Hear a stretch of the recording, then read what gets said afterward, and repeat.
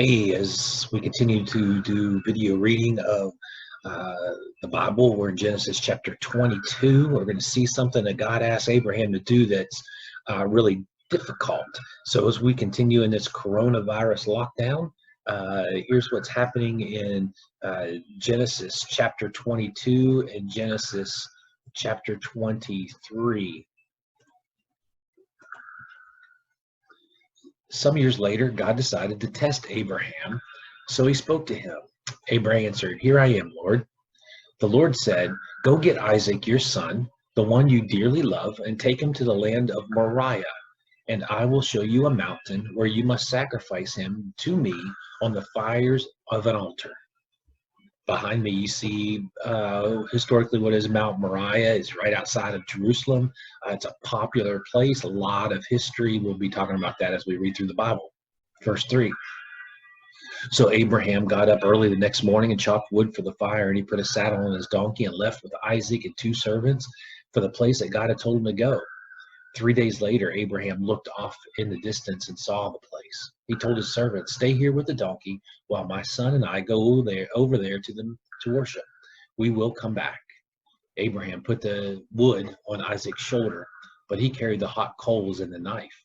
As the two of them walked along, Isaac said, "Father, we have the coals and the wood, but where is the lamb for the sacrifice?"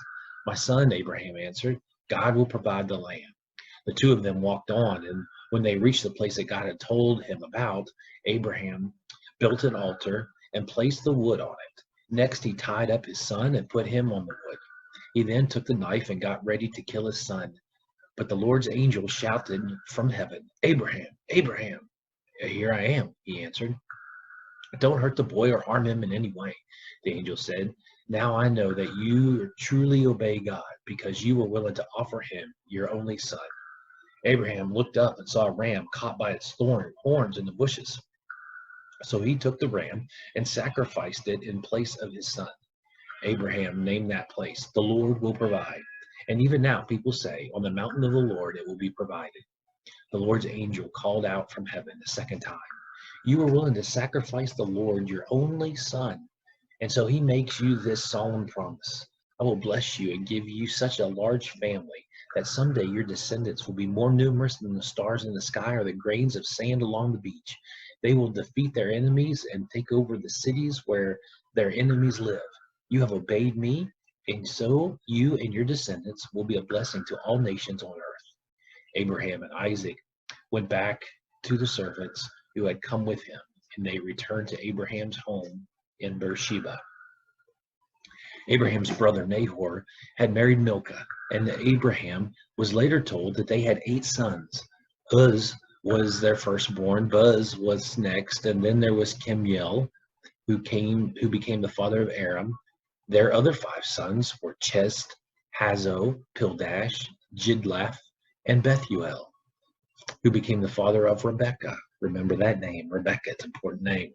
Nahor also had another wife. Her name was Reumah, and she had 4 sons, Tebah, Gaham, Tahash, and Maacah.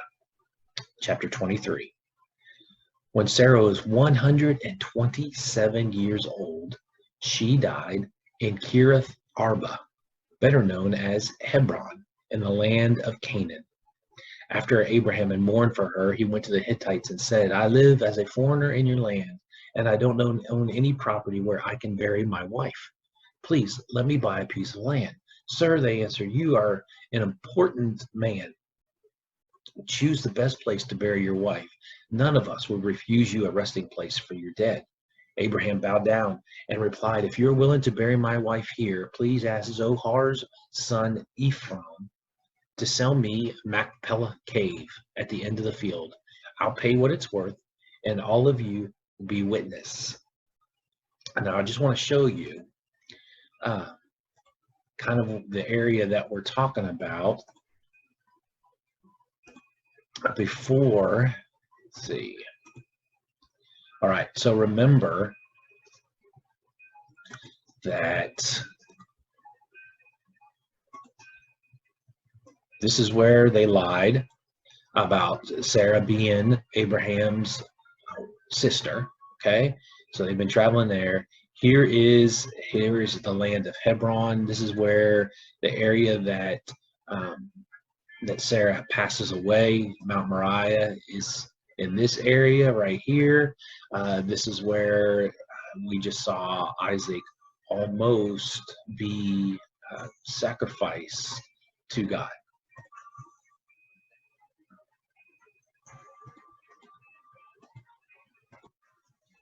Verse 10. Ephron was sitting there near the city gate when Abraham made his request, and he answered, Sir, the whole field, including the cave, is yours. With all my own people as witnesses, I freely give it to you as a burial place for your dead. Once again, Abraham bowed down and said to Ephron, In front of these witnesses, I offer you the full price so I can bury my wife. Please accept my offer.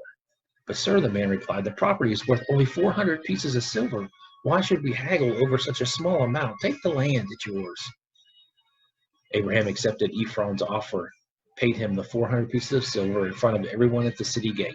That's how Abraham got Ephron's property east of Hebron, which included the field with all of its trees, as well as Machpelah cave at the end of the field. So Abraham buried his wife, Sarah, in Machpelah cave that was in the field he had bought from the Hittites. That is the end of chapters 22 and 23, and hopefully we'll do this again tomorrow. Have a great day.